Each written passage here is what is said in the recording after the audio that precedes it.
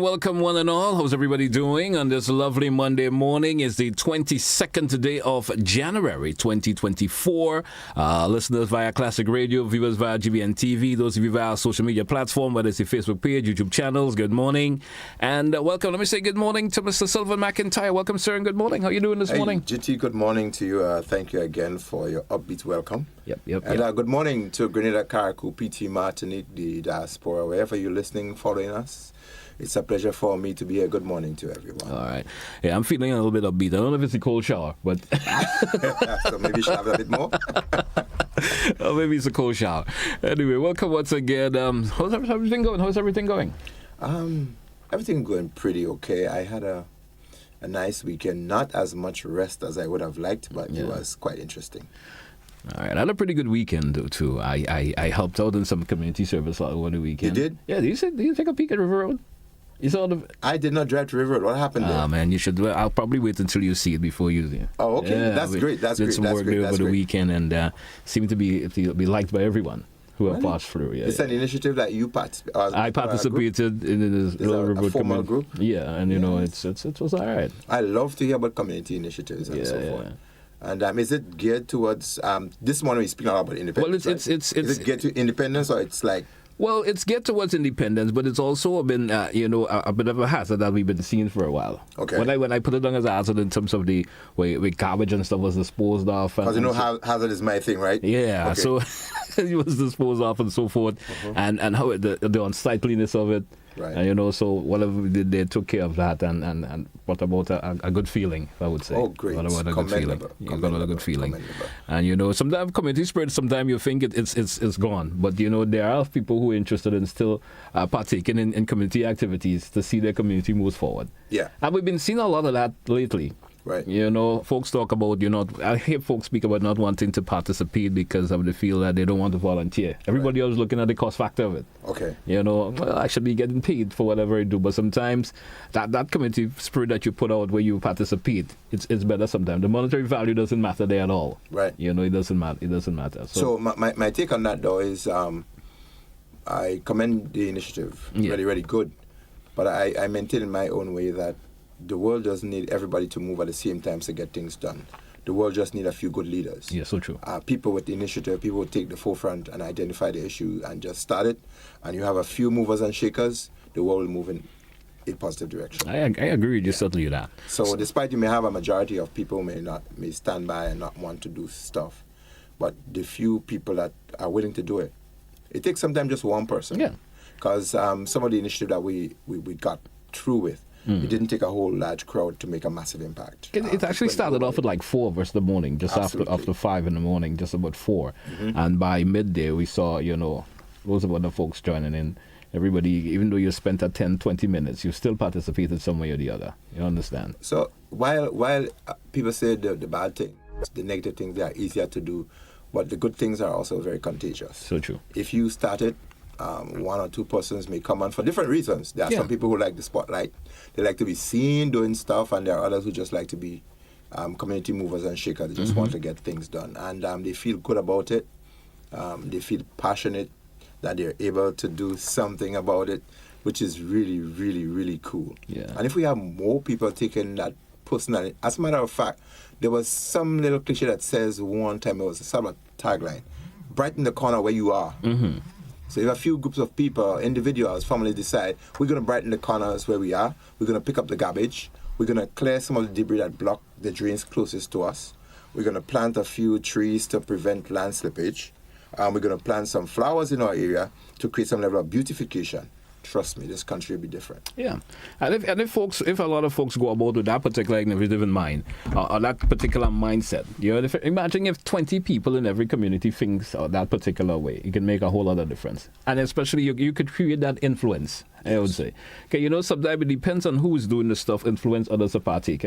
Yes, I may see Mr. McIntyre doing something in the particular community and say, hey, Mr. McIntyre doing that. And, some people may think it's a low-down job sometimes in terms of doing things, with your hands and stuff. Some folks see it like that, And because they see a particular individual partaking, it kind of influence them to think about getting into it also. So, interesting that it is one of the angles I wanted to touch on this morning in terms of the beautification for, Grenada and the move towards 50 and some of the initiatives I've seen. I wanted to commend the initiative by the administration in terms of leading some of those initiatives. Yeah. And I looked at the Foliage area Grand Dance where they moved some stuff. Yep. And I had my angle on that in terms of how it was done, and I moved again and I saw that it did correct in that we were always conscious of what people move from the environment, the trees, the branches, etc. How we expose some of the land space. If you remove too much of the topography in some areas, you're going to increase sunlight too much in some areas, and it may cause intense evaporation, and it may affect your water supply. Yeah. If you expose the soil too much, again, it can also lead to landslides. When rainfall, it's going to have faster runoff and all of that. And also, if you remove some of the trees, you're also going to be creating more opportunities for the gases and other things that are not so friendly to the environment to get easier and not absorb in a way that the trees would help it to be consumed. The other angle was there seems to be sometimes no real form and real fashion in terms of how some things have been done. And I thought that, and still think that in clearing and beautifying and cleaning up, there has to be some angle towards it. Everything has to take a sort of form and shape. Yeah. If you're going to cut the trees, you're going to prune things, there must be a particular design with it, in my opinion. And us who have military police type background, who's regimented, lining things up is always something that comes to us very easy. You're in your house as a civilian, then now you want to ensure when you pack away your shoes, they're all neatly lined up. Yes. When you press your clothes, the seams are standing up really nice and firm. And so when you see anything that is not seem to be lined up, it draws some attention. So my thing is that when we try to beautify, if you're going to be cutting branches and trees, you're going to try to cut them at a particular angle, or you line them and run strings or so forth, and you get them straightened up. It creates a greater impression and impact. It improves your ambience, your own feeling, how you look at things when you have them done in a particular way, pattern. And you should also take some consideration for folks who may have a passion for that when it's been done also, to have it done properly. Yes. You understand? Not just cutting it for the cutting's sake. Sometimes you see areas folks going in the process of beautifying certain areas. Right. And they're beautifying, but it's done just for the doing its sake. Yes. And it may look good at the first glance, but when you take the time and you watch it for a couple of minutes, you realize there are things about it that is not unique to at all, or doesn't really go with the flow of what it should really look like if it was done with a certain pattern and so forth, as you try in the direction you were trying to say it should go. And an expansion of that would be consultation and local community involvement has a lot to do with the best result you can get. And for instance, you look at the enhancing of the Lagoon Road area, the cleanup and so forth, and in the planting of the trees, and then suddenly you saw a set of culverts came down. You wonder whether that really suits the aesthetic of the area, whether the concrete makes the best impression, and some people had their own feelings about it, whether the palm trees and other things should be just set into the environment, into the ground, or into the ground, rather than just culvert. having massive culverts and concrete. Again, that creates a different impression. So you get different feel and you get different feedback. But I must say though that social persons who are socially and environmentally conscious, they have been raising the issues, and I think we're seeing some improvement in that. People are becoming, I'm not too sure whether the involvement of the community and other people are greater, but we are seeing a different shift. In particular, I pay attention to know how the pruning process is being done, not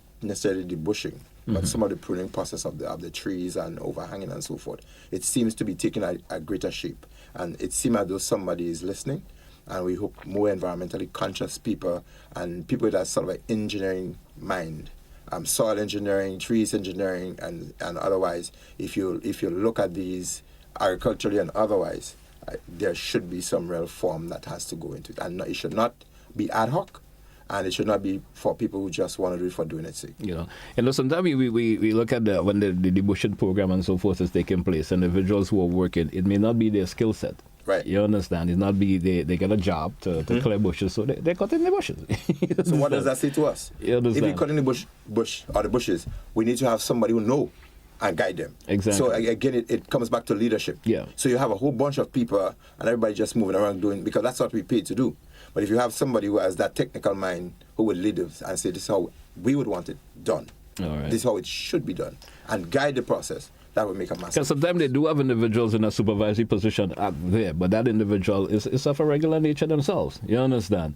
They may not possess any skill that says, I am qualified in terms of how trees are supposed to be cut and so forth. They just get in charge of being the supervisor, so they're supervising. The other people were not supervising how they cut the That is so true. And then the follow through on that is who supervises the supervisor. Exactly. Who at the end of the day would do the monitoring and evaluating of what is supposed to be done. Now we've seen a lot of that in the past. Yeah. Where contracts have been awarded for retaining walls, for expansion of roads and road surfaces, etc. And you look at whether or not the thickness of the asphalt and whatever is being put down, whether it's consistent, what should happen, the width of the roads and the drains and so on, whether it is as per design for that particular area, whether it was in line with what the contract details said. All right. And if you ask me, my personal observation, a lot of this left a lot to be desired as to how those projects were monitored, followed through, because you're seeing some of the impacts of it.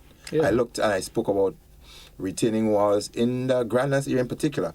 If you're doing retaining walls, you have to do the walls based on the soil type, and the particular area. If it is a drier, loamy soil, rocky, sandy, or otherwise, you have to do the particular engineering design that will suit that area. And cinder blocks or regular hollow blocks do not hold well in particular areas. We mentioned that before, and I sent up a picture sometime of a wall close to the Finton Coffee Bow Hill area there, where that wall is beginning to pull apart. They did some retainers there sometimes, and it came down. And they went and reinforced it, and they did it again sometime with the blocks. And because of that, you're seeing there's a shift, there's an angle, because the weight is pushing against it. But if you have solid concrete with a wider base and narrow to the top, that's where proper engineering comes in. Engineering design comes in. And then with that, you are able to put rebars or reinforcement bars like steel, BRC wires, and so you can put that in solid concrete that would give you a bit of more strength rather than just the regular block. And some people say, well, we fill the block holes and so on. That would not do. There will be some weakness within where roots and other things can penetrate very easy, and they're going to pull them apart, and that will impact on the integrity of what you are supposed to get out of it. All right. So that was quite a mouthful. Yeah. I just want to take the opportunity to say thanks again to all of the people who've been calling in and giving us your support and giving us contribution towards our program and mornings, and those who've been making effort to actually adjust the things that we speak about. Again, kudos to you. All right. Thank you so much. We drew for a break, Sylvan. Let's take that break. When we come back, of course, we got much more for you. Listeners and viewers, stay with us. We'll be right back here on To The Point. Stay with you shortly.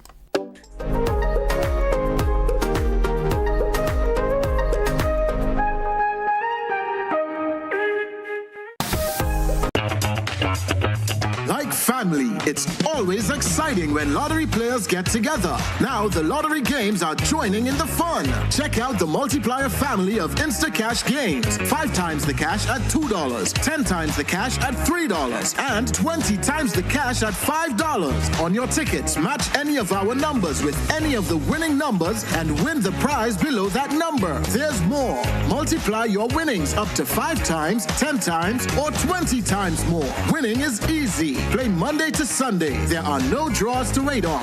Win instantly. It's the multiplier family of Instacash games with over $675,000 to be won instantly. Don't just buy one, buy all, because family is everything. Must be 18 years and older to play. NLA, making family dreams come true.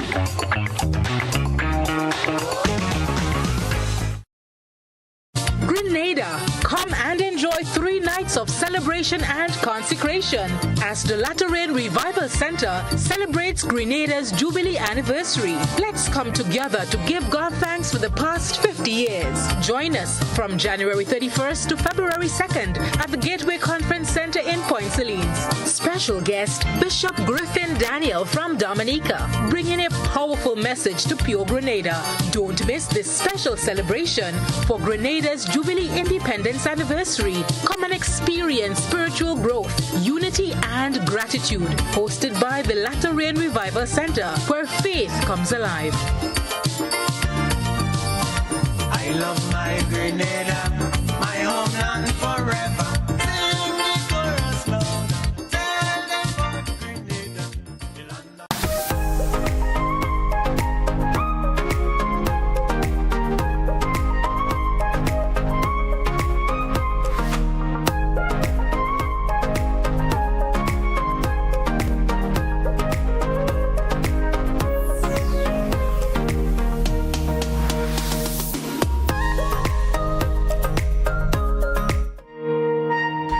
Welcome back, listeners and viewers. It's To The Point for today, Monday, the 22nd today of January. Myself and Mr. Sylvan McIntyre. And this morning, do you know our show we do every Monday morning here on Classic Radio GBN TV, where we try to tell you about ways you could manage.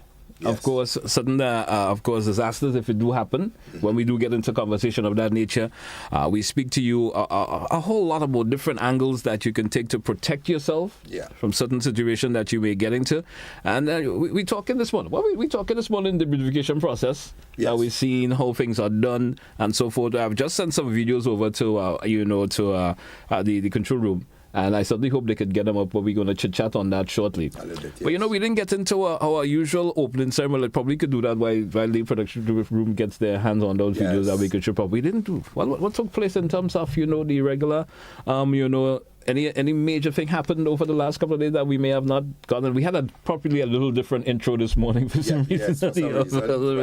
But it was all good. Anything of a nature that happened that we probably missed on touching, or you probably thought we should touch on this morning? Yes, so we like to identify the risk issues and opportunities for making it different. Mm-hmm. And over the past couple of days, there are, again, a few accidents. Yeah. Some of them have been minor, some have been road accidents, and some have, again, been on places, in the workplace. There was one in particular in the south of the island. There wasn't much public play on that one because it was within a business environment where there was this, I think, a forklift collapse with some persons who were trying to pack some stuff away. And it raised the issue. I think two young men got injured. I'm not aware of the status currently, but I went to the scene and there was a young man who was on ground, and I want to speak about it a little bit because sometimes when we speak on programs, people don't quite get the image as when you are doing it practically.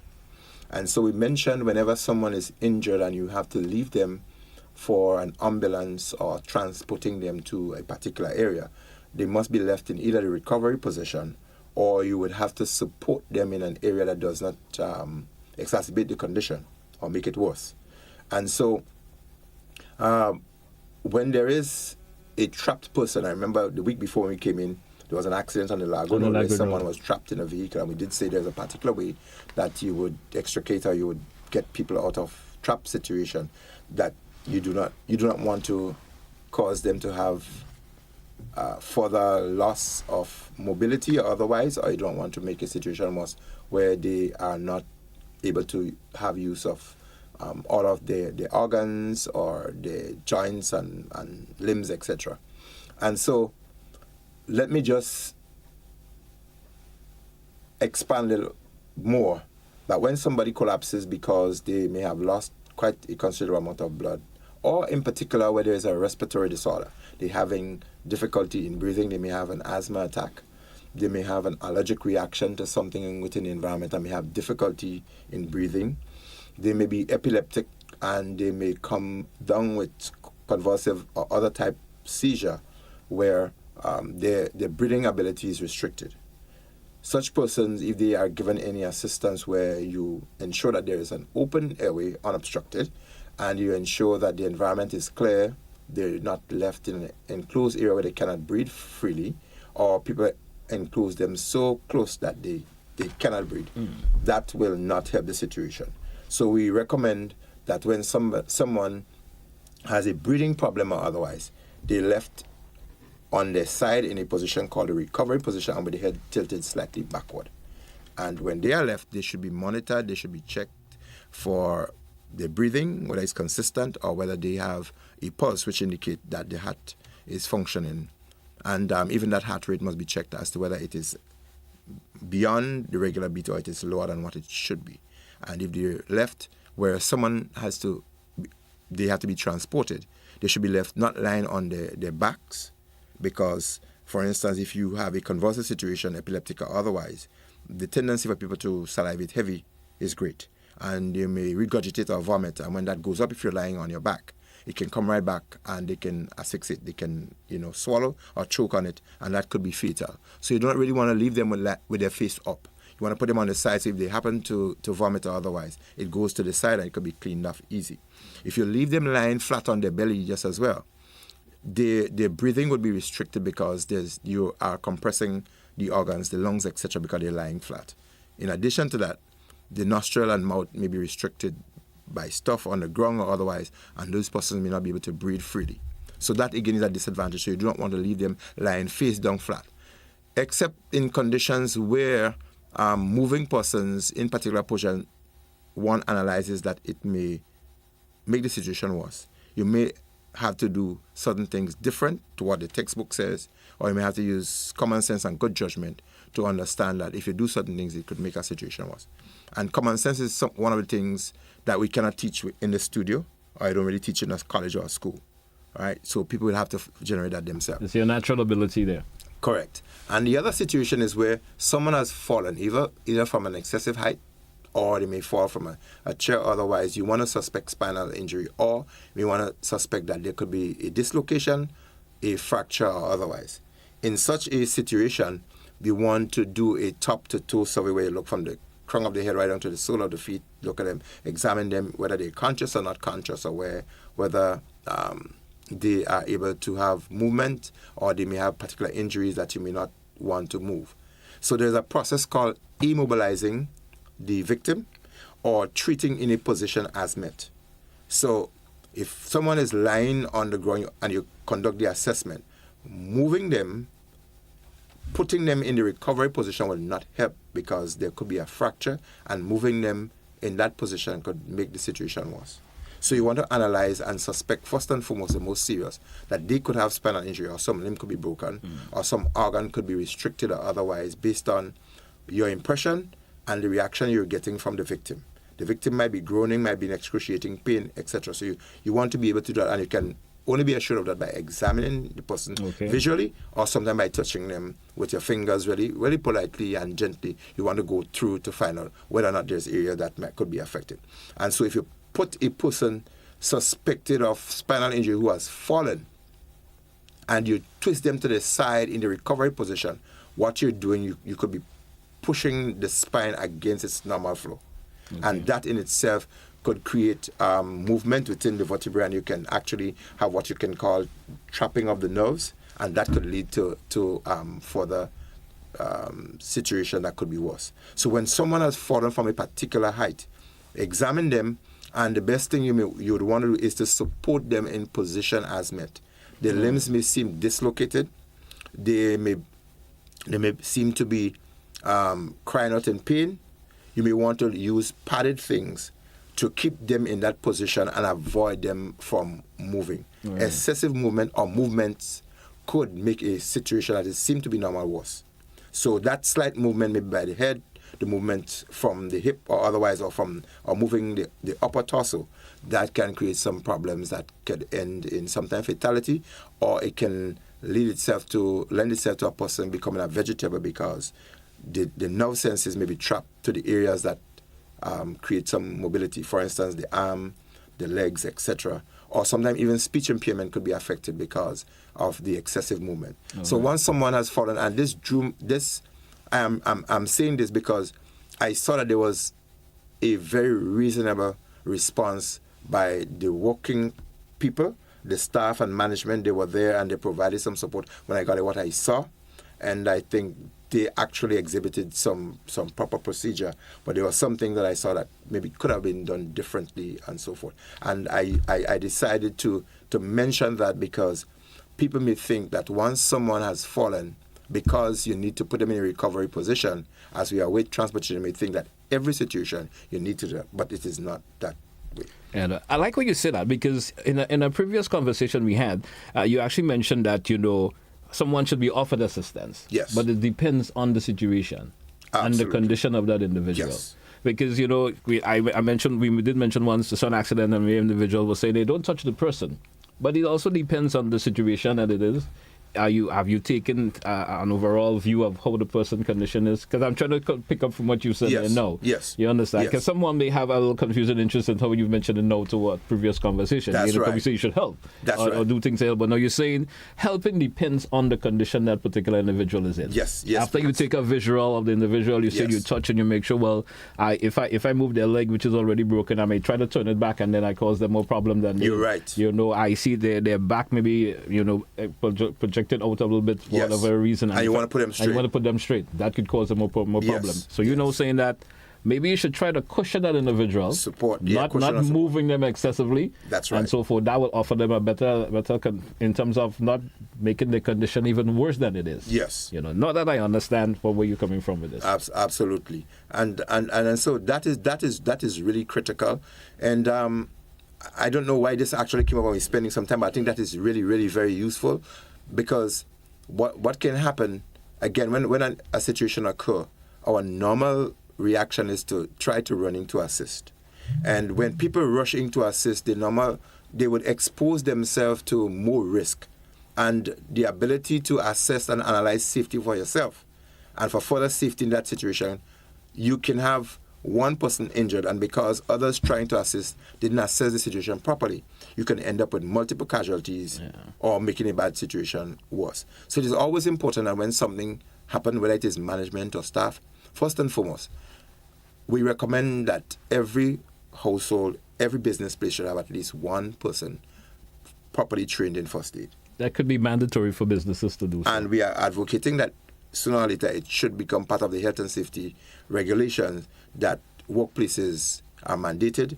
And even we did speak about bus drivers and conductors, that it should become a requirement for them to be trained in that situation. Now, that will help people to analyze and assess a situation properly. Because there are times things happen in the workplace and there is no system, there is no structure, and there is nobody who actually know what to do. And the other thing that can also happen, we heard about a crime situation in St. Andrew where a businessman was purportedly thrown down and robbed of what he was going to deposit. And that's another safety issue. There has to be a structure as to how you do things at businesses. You avoid patterns and so on as much as possible. And so how safety impacts everything. It is really interesting that one situation could lead into the other. So a financial situation can lend itself into a safety condition where somebody gets hurt and then your financial institution suffers because your money is lost. It's taken away from you. Similar, if you have a business entity and people are not trained in first aid or otherwise, and there is no system as to who does what and when and how and why, that in itself could either make a situation worse, it can slow your business operation, and it can cause somebody to either lose their life or a situation really becoming bad that person could lose a limb, and they can have a situation that could be lifelong impacting. So it is really, really critically important that we emphasize those procedures, and it should be written. Members of staff should be aware of policies and procedure, and there should be a drill or a simulation process where workers understand what is the emergency response system for all kinds of emergency, from a minor unconscious collapse fainting situation to something where you may have an accident or you may have some natural has an impact in where people need to respond or to react to it. All right, great. So let me do for a break. When we come back, I hope Master Control can throw up those videos up. We can probably make a chat about that and come to a conclusion what those videos really mean to you. Absolutely. All right. When we come-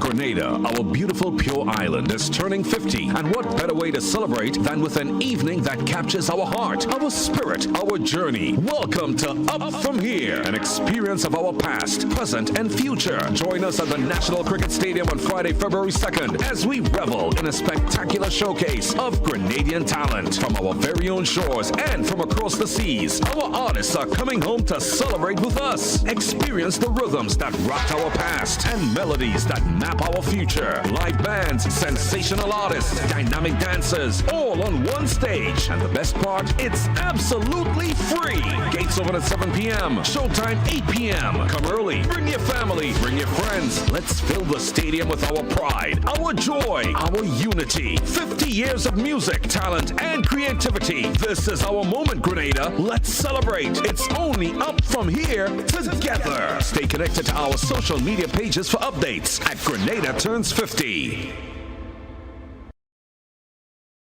This is 50 years of Calypso excellence as Made in Grenada presents Calypso at 50 featuring Unlucky. I must go back, my little island is called. The original inspector. Flying Turkey, Lady Cinty, Smokey, Peter Humphrey, Randy Isaac, Woodsman Kelly, Squeezy, Scholar, Black Wizard, and Jamo, and the Hitman Inspector.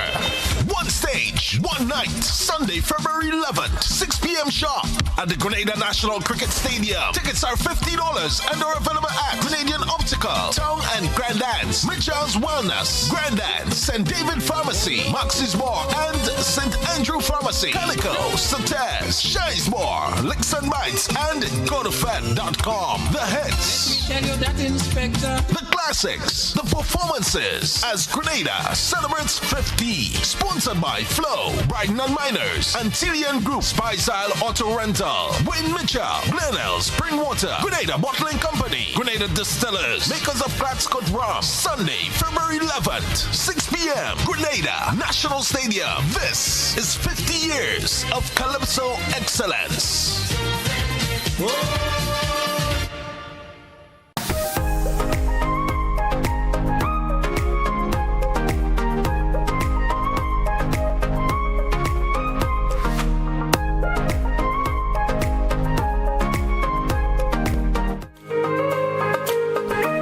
Welcome back, listeners. Welcome back, viewers. It's to the point here. Classic Radio for today, Monday, the 22nd. Welcome back, Sylvan.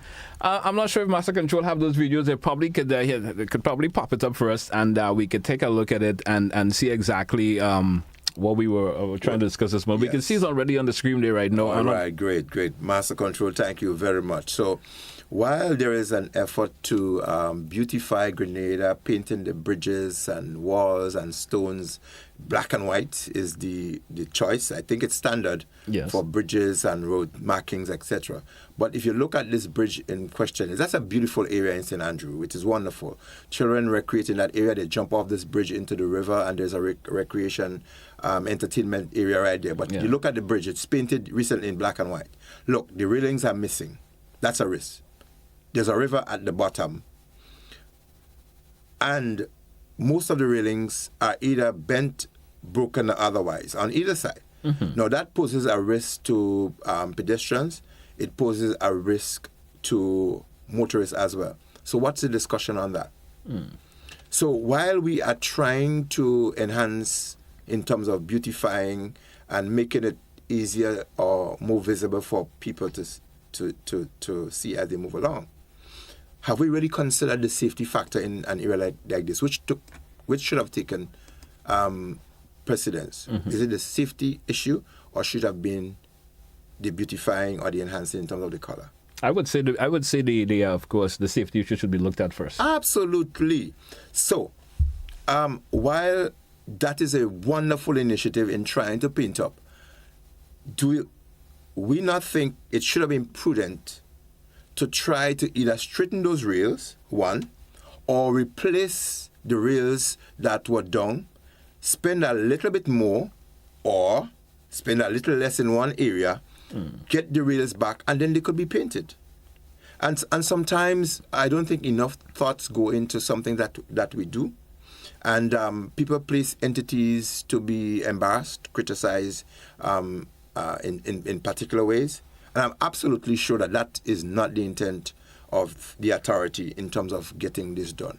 And it comes back to the same thing that we were saying earlier. You know, someone may criticize you now for saying that, right?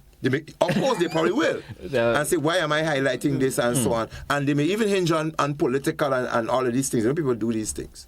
But the issues are the issues. And I'm absolutely almost sure that the administration would not really want to risk or not really want to cause to be forefront as a priority the safety issues. And so the people who are being tasked with the responsibility, oftentimes they do not inform sufficiently, they do not inform timely, and they do not raise the issues on the ground that should be raised. And most of the times, the foot soldiers are the ones who do not represent properly. Yeah. They might be given a task, they're not well supervised. The information and the issue might be out there, and they're not taking it back to the persons who could make the difference. So all the persons who had the task of painting this had to have done, they would say, call the supervisor. We should have fixed that bridge relate first. it back, say, you know what? This thing here, let us probably spend a little less. Let us not paint it as yet. Let us try to get a rail, put it up, and then we can paint it. Or we paint the others, but still we are going to prevent that risk from continuing because people can fall over in that area. And you see them, even coming over as you drive over the grind. I hope somebody could probably take a picture of it and send it to us. There was a rock that came down somewhere up by First and Last, just before you get to Hitmizi again. Yes. And that big rock fell over a drain. So rather than trying to get the rock removed that is creating some problem for the drain, you know what they did? They painted the rock black and white. I wish somebody could see it, take a picture and send it over to us. It's really sometimes amazing as to how we look at the issues in our environment and what we prioritize and how we integrate the safety factor into other things that should be done. So that's one of the issues that I saw personally moving around. And the first thing I saw, obviously the bridge nicely painted, drew my attention, and then the other thing that jumped out, oh wow, that has been existing for a while. The other aspect of it, we spoke about the integrity of the structure. There's another picture on that same area that shows. I'm not sure if Master Control received that one in particular. There were two of them, yeah. There were two of them. The underneath of that same bridge, you can see the steel is very exposed. There are some cracks and other things, and it's an expansion of the conversation last week as to whether we or not there's an inspection regime that goes around and put on priority and put in terms of areas of what things need to be addressed in terms of the safety factors and how we're going to address them. If they are, we need, as we said on our last program. Oh yeah, that's the only one. Underneath, we do have another picture that showed. I actually went down and actually took a picture of it because that drew my attention because it was nicely white and black painted. I saw that. I said, "Oh, beautiful!" And when I looked, I said, "Oh my God." Child walking here can just jump Just add that second one forward to Master Control. Hope they could bring it up for you shortly and probably we could have a view of that one. But we did beat it up last week in terms of some of those that could be looked into, but it just goes to show again the reality of that process as to how we would want to look at our safety issues in general. And I have a concern, I have a mission, I have a passion to ensure that our roads and our ways in general as we move around, that Grenada becomes a safer place. That people here's that video now. That's the video. You see those cracks. And you can see that bridge is badly deteriorating there. And that bridge probably is older than I am. Yeah. And as to whether or not it has been inspected recently and it is carded for repairs or rebuilt, that is something I think that the public could be made aware of so that as people go there, as they move along, they could be assured And there's sometimes heavy trucks going over that. And maybe a sign could be written up, maybe an engineering inspection should be undertaken, and they should come up with a report as to what the integrity of it is, the tonnage that should be allowed to continue to move along, and they should probably say, let's restrict a particular type vehicle with particular tonnage to travel across that bridge. Are you sure the authorities ever looked at that bridge lately? If I'm sure? Have they ever looked at it lately? Have you ever heard of anybody looked at it in particular and said, well, hey, I think this bridge should be some concern, should be reasonable with this, someone in authority? I see you smiling. So the Vanguard, I am like one of the watchdogs for our communities and the issue on safety. And by reason of being a disaster risk management specialist, those are some of the things that would definitely jump out, and I would raise them. So regardless of the feedback, otherwise it is negative or positive, if it's going to have some negative impact on society or otherwise, you can count on me to raise it. All right. Let's start entertain some phone calls. In the next, we have approximately 15 minutes a morning. It's moving pretty quickly. So let's take a call and see what this caller has to offer. Caller, good morning. You're welcome. Yes, good morning, Mr. Telesford. Greetings. Greetings to you, sir. Good morning, Mr. McIntyre. How did you spend the weekend, sir? Can you hear me? Yes, he's here. Oh, very clear. It doesn't seem that he can. It's unfortunate because I really want him to hear what I'm saying.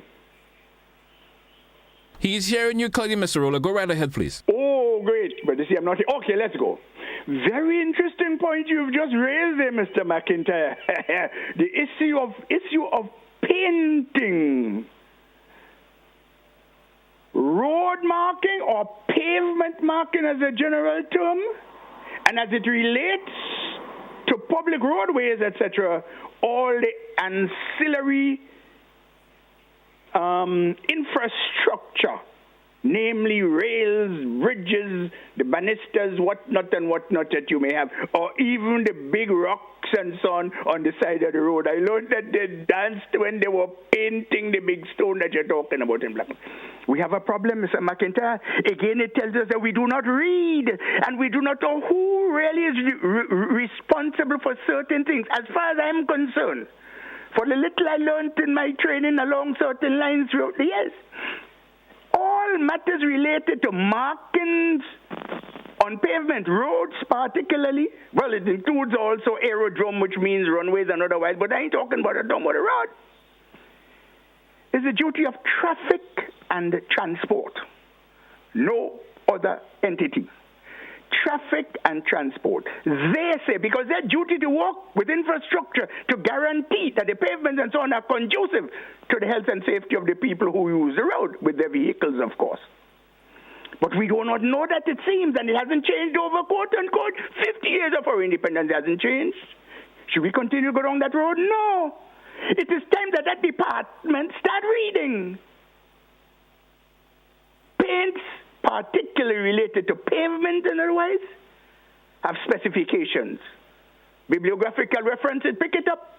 All on pavement marking paints. Ask Mr. Google. No, I said that's on purpose. Google. Ask him. Ask Wikipedia. They would put you onto various links where you learn the purpose of the colors of the paint, the two that are used, white, of course, or three, should I say, in combination with the white, or traffic yellow. Now, there's a reason why they put this word traffic prior to the yellow to describe it. Because it has a purpose. From the time you see it, it means warning, impending danger, risk. Tells you to be careful. Should a big stone on the side of the road therefore be painted in white? No. White is used, Mr. McIntyre, I don't want to go on, but you catch my drift, ain't it? Yes, I do. Standards, Mr. McIntyre, standards. This is what we start. And find the people in this here country. I know they listen to you, they don't listen to me. There are people in this country who know. But we are finding that partisan politics comes in and so on, and this idiocy, because he feels and so on, he want to paint all trees and big stone. No, we're wasting money, and we're keeping away. We're rejecting the standards. We're not learning. I don't want to go on. Have a nice day, Mr. McIntyre. I trust that you understood what I said, for what it's worth. Bye. Thank you, sir. Thank you so much for your contribution this morning. Citizen Ruler, for his contribution. Thank you very, very, very kindly.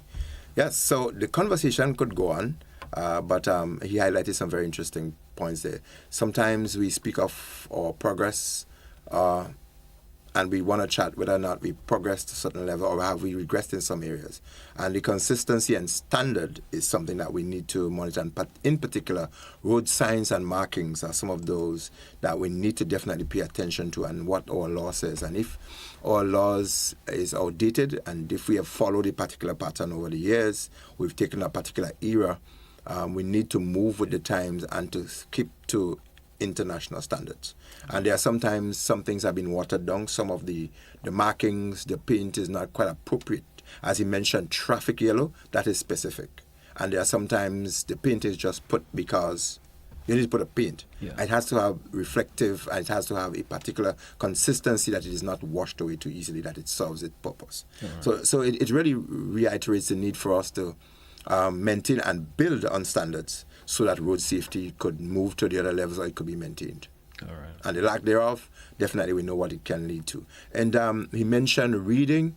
As we move around the signs, we did speak about the size of the font in terms of some of the road signs. I've seen some in St. Andrew that have actually gotten to better font size in terms of those marking. We wish that they could be replicated, they could be repeated across country. So as we build Grenada to celebrate 50, some of the things that really happen, we have crowds, and we have assembling for different functions across country. And we move on the 7th to the Grand Military Parade at the National Stadium. I did take a peek into the rehearsal by the RGPF, and I want to tell you there are some things that they would not let out of the bag. All right. I've been privy to get inside theater to see some of the preparation. I can tell you that they do have something nice coming for 50. Right. But it also raises the safety factor in preparation as to how our responders, what we do have at those crowds in some areas, whether we have emergency response systems and emergency response equipment and people on standby to deal with the issues. Over the years, we've seen a number of persons on parades fainting. We've seen people passing out at venues because it's overcrowded or otherwise. And while in many ways we've seen the hospital positioning ambulances and otherwise, but there is need for emergency response systems through volunteers and otherwise to be more prominent at these places and to have equipment that is modern and user-friendly. And we need to have the persons and the thing to ensure that when people faint off or they have emergency needs, that they are expeditiously met. All right. And so that there's always the idea of rehearsing what should take place on parades, etc. But we need to see as well the medical responders and the medical response teams and all these creating their own scenarios and practicing and rehearsing as to how you're going to deal with situation, not if but when they occur. That our response capacity will be enhanced, and people will spend less time waiting for the kind of assistance they require. It has happened too many times when a situation occurs because of the late and inappropriate intervention, situations become worse. All right. We are growing. You have people who have had the knowledge, the experience, and training over the years, and it's an opportune time for us to upbeat our game, and we can test our systems and our structures through simulations, through drills, throughout entities to ensure that our capacity is really enhanced in risk reduction and emergency response. All right. I'm seeing someone asking a question here, Mr. McIntyre. Of course, you have someone via the Facebook page by the name of Deanne is asking a question. Do we have to paint up the place in red, green, and yellow paint? Bridges, roads, bus shelters, garbage bins, etc. Do we have to do that? Someone is asking that question. I don't know if I should have a specific yes or no to that, but it goes two ways in terms of it is one way of showing patriotism by displaying the colors, whether we overdo it or we do it where it doesn't matter a lot, or we're not prioritizing how the paintings and those markings and those displays are set up. That will leave another area for answering. But it shows a level of patriotism where you can be proud of your colors. It's in your national flag. You have a sense of pride. I put up the flag on my house. I would put up the colors because I feel that sense of nationalism, that I love green, and that's what the colors represent. The people criticized the excessive gold, red, and green colors across countries and across the country. And this is why there's a shift to the black and white, because black and white is an international road marking and street and signs painting that could be used and is used. So rather than having the bridges and some signs painted in yellow, green, or gold, green, or red, they have decided to have the price 2 for 1. So you're enhancing your environment, you're creating some level of beautification. At the same time, you are making road users aware of the conditions by highlighting the bridges, the roads, and the markings, etc. by the black and white. All right. Let's take a caller, Mr. McIntyre. Caller, good morning. You're welcome. Good morning and Happy New Year to your guest also. As we on patriotism, just quickly one point I must raise is that I realize sometimes we display our national colors, as Mr. McIntyre talked about national colors. I find that we display our national colors in any order, and that should not be. There was one veteran newscaster, journalist, Lou Smith, who had posted up the colors should be red, yellow, and green. So you're doing it top to bottom, red on top, yellow in the middle, green in the bottom, or from left to right, red, yellow, green. Not any other way around. Thank you so very much. Thank you, caller. Thank you for that is critically useful, and it's one of the things in the next couple of days we wish that. You remember on our last program we said that the feel in terms of our nationalism, the color, the anthem, the pledge, the community involvement, the awareness of these things, we thought that could have been, and the color is definitely on point. And in terms of the use of the flag, how it is being used, placed half angled, flown at half mast, put across buildings and other things. The flag is supposed to be flown upright. Yeah, right. But to go back to say, I think for the 50th anniversary, even though it may have done every year, I think more education should go out in educating people on the use of the colors. Yes. The use of how the flag should be flown. You understand? And I think that may be the problem. Lots of people just don't know. Yes. I remember one time people were throwing it across their bonnets, they're throwing it across vehicles, and somebody used the airways one time to correct it. But as people grow, as the younger people come through, some things may not register with them. And as a young person who was 16 2 years ago is 18 now, they're driving a vehicle now. Yeah. You just want to be, I'm throwing up my colors and put the flag anyhow, otherwise. Yeah. But yes, we think a lot more could be done. I do follow some of the radio and television houses, and I don't know to the extent which has been done, but it seems that it's a general consensus that more could be done in terms of creating that national awareness of our colors. And have we really decided on our national dress? We do have the national color, but have we really agreed after 50? What is our national? Coming towards 50, that we actually have our national dress, and do we really punctuate it in any way at all? Right. Let's take another caller. Caller, good morning. Welcome. Hi, good morning. Hello, good morning. Good morning. Go right ahead, please, caller. Yeah. I heard Mr. McIntyre made a point, and I'm very interested in it because, yes, we are patriotic Grenadians, and we want to see the beautification, but I thought he was very brave in terms of saying it as is, because oftentimes we think about decorating, like how he mentioned the bridge was decorated, but when you look under the bridge, you realize a lot of work needs to be done. And this is what we need as a patriotic Grenadian, to really see those things and take out the politics from it and see what it is. So not just about decorating, but doing the pertinent things that needed to be done first of all and foremost for the overall safety of Grenada. Thank you, caller. Thank you so much. Yes. And definitely an important point the caller making. Yes, and that is what we are about. We'll accept another caller. Let's take another caller. Yeah. Caller, good morning. You're welcome. Go right ahead, please. Good morning, gentlemen.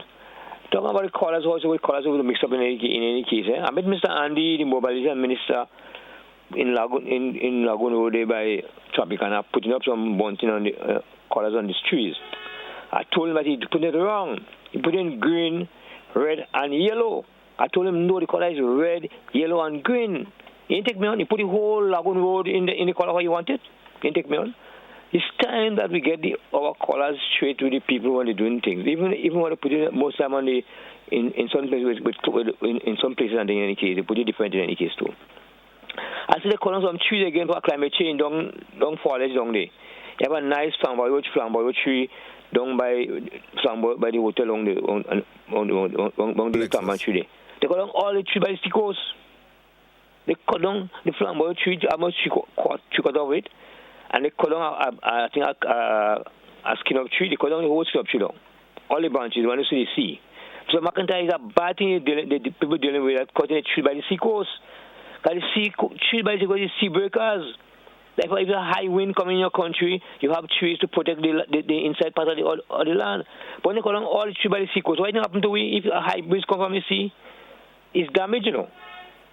All right. I can't understand the reason why the people cutting down the trees by the sea coast. You have to plant more trees by the sea coast. It's not cutting down. Thank you, caller. Thank you so much for your contribution this morning. So there's no real bias though, but I'm interesting the callers, but there are no females listening to our program. The ladies are not calling in at all. I know ladies are good in decorating and speaking about. Oh, they may have some great ideas. Yeah, they may have some great ideas. Why are they not calling? They should be able to make their contributions too. But the caller is on point, and it goes back to everything that we were saying in terms of a system, a structure, and as to the reason as to what we do, why we do it, and how we need to do it. Right. That's what it boils back to at the end of the day. All right. And program like these would raise the issue, and we can see the impact in small ways because people are speaking of it. And yes, as the caller said, right is right, wrong is wrong. If it's going to have an impact, we need to really speak about it. Let's take our final caller this morning. Caller, good morning. You're a final caller on the program. Good morning and welcome. Hello, good morning. You finally get a female. My concern on the road, there are some very tall palm trees in the lower Grandins area, just after you pass the roundabouts. I personally witnessed once a palm branch falling from a dried palm branch falling from one of those trees onto a passing vehicle. And I'm appealing to the authorities. I have raised it before with the representative for the area. It is very dangerous. The palm trees are in front of an establishment that bears the same name. And it is a very dangerous thing because those palm trees are huge and the branches are dried and they fall onto traffic, and there's a possibility that they can fall and hurt someone. There are always persons walking along that area. I'm asking the authorities, please, to look into that. Thank you. Thank you, caller. Thank you so much. That was our final caller this morning. And that was a very useful contribution. And it's not just the palm tree, but we need more people like this to raise the issues as the things that could create the hazards and accidents waiting to happen. We wish that people can become more conscious. I think the conversations that we're raising now cause people to become more vigilant, to be aware, look around, find things and speak about it. What we're trying to create is a safer environment for every one of us. So as we move into 50, we hope that the focus can be for the next 50, how we can build our resilience and how we can be more focused, vigilant in terms of the safety issues, particularly where we have people that will be traversing more times than others. We will have commutes and we will have vehicles and so that uses our road. That we are going to create the enabling environment for better safety. All right. So McIntyre, I want to thank you so much for being on the program this morning. As usual, always fruitful information. I'm sure our listeners and viewers have certainly learned a whole lot this morning. The necessary actions can be taken by the authorities for the bridge that we've shown this morning via the video. It's all well to paint it, but of course, it's also good for the safety of individuals going to be using the particular bridge, and it is a cause for concern. It makes me worry, because I usually transfer the bridge. Quite a bit, yeah. I have never known there was an issue on that day. As if you mentioned to me, if you didn't show that video, I probably would have never known the situation. And GT, I would not guarantee that I will be going under every bridge to take pictures. I hope not. Not all situations may be easy to access as you. But somebody should do it. Somebody should do it. Thank you once again, sir, and best wishes for the rest of the week. Thank you very kindly. Right.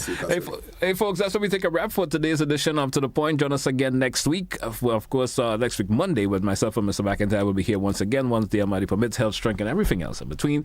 We could be here to have another program for you. But I will be around for the rest of the week. Yes, once the Almighty's give me all the health, the strength, and everything else in between to be here for you. Have a good one, folks. See you tomorrow here on To The Point. Goodbye.